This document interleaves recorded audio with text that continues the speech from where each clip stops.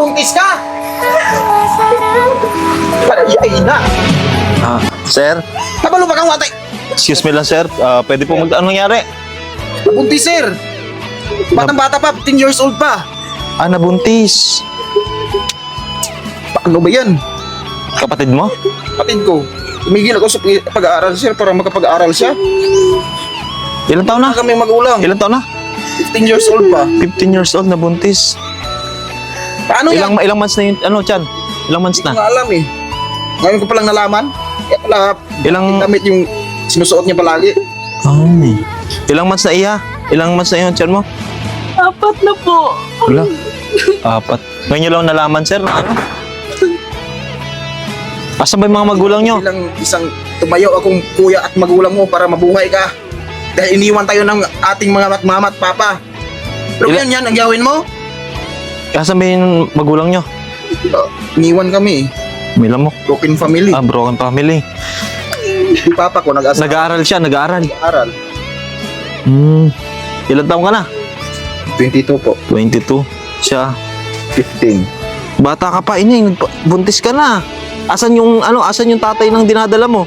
Asan yung tatay ng dinadala niya? Hindi niya alam. Iniwan daw siya.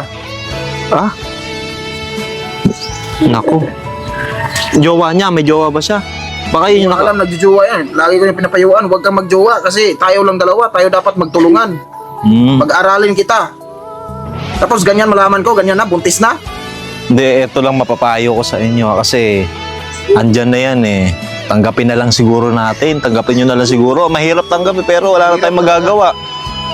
Andyan na eh. Diba? Tsaka, Hindi naman ako naubusan sa payo sa'yo. Sarap na sa kalisay. huwag mo naman ano yung kapatid mo. Kapatid mo pa rin yan. Mga ganito lang mapapayo ko sa inyo. Kasi, andyan na yan. Harapin na lang ninyo. Dalawa lang kayo magkapatid. Kayo na lang din magtutulungan. Tsaka yung mga ganyang problema, maliit lang na problema. Sa totoo nga lang, blessing pa nga yung dinadala ng kapatid mo. Blessing yan. Di ba? Sana sir, makatapos siya sa pag-aaral niya.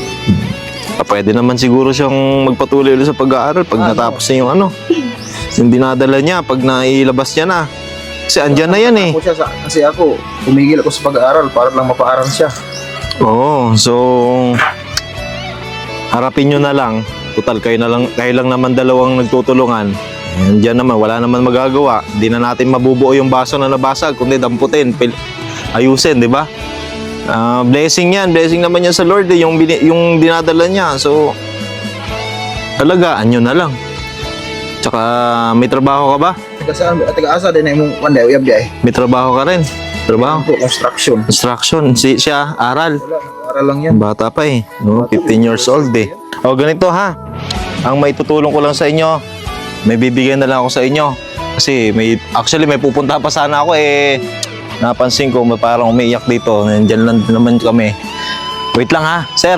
May bibigay lang ako sa inyo, sir. Sir, ito yung bigas. Bigay ko na lang sa inyo to. Actually, may may-ari na ito eh. Sa inyo na lang muna ha. Ingatan mo yung kapatid mo. Ito Santon Gold Coffee Mix. Tulong yun sa amin sir kasi walang-wala. Hawakan mo na to sa kape. Ako lang kasi mabuhay sa kanya eh. Kaya di nga ako nagjujuwa para mabuhay ko lang yung kapatid ko. Tapos siya sa Ako naniniwala ako sa kakabutihan mo bilang kuya sa kapatid mo. Tama naman na magalit ka sa kanya kasi bata pa siya, nabuntis na agad. Tama naman na pagsabihan mo. Pero andyan na yan, ayusin nyo na lang dalawa. Ikaw bilang kuya, tanggapin mo na lang siguro kasi hindi naman natin pwedeng ipalaglagin or what, di ba? Or ibalik kung ano man. Andyan na siya eh. Tsaka blessing yan galing sa taas. Tanggapin nyo lang, dalawa lang naman kayo magkapatid eh. Okay, tsaka ganito ha. Meron lang ako ibibigay sa inyo. Ha? Maging ano na kayo, maging okay na kayo ha. Bibigyan ko kayo ng konting tulong lang. Pagpasensyahan nyo na to ha. Paano kasi lang? Masama yun. Bigyan ko na lang kayo ng 5,000 ha. 1, 2, 3, 4, 5. Yung kapatid mo, alagaan mo.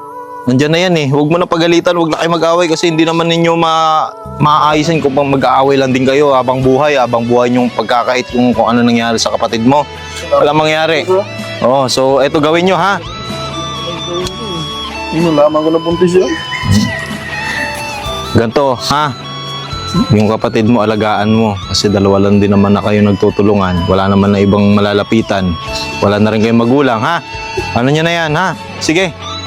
Ingat kayo, ha? Huwag mo na siyang pagalitan. Sige. Ingat. Salamat. Oh. Salamat, sir, ha? Sige. Ikaw, yung anak mo, alagaan mo, ha? Sige.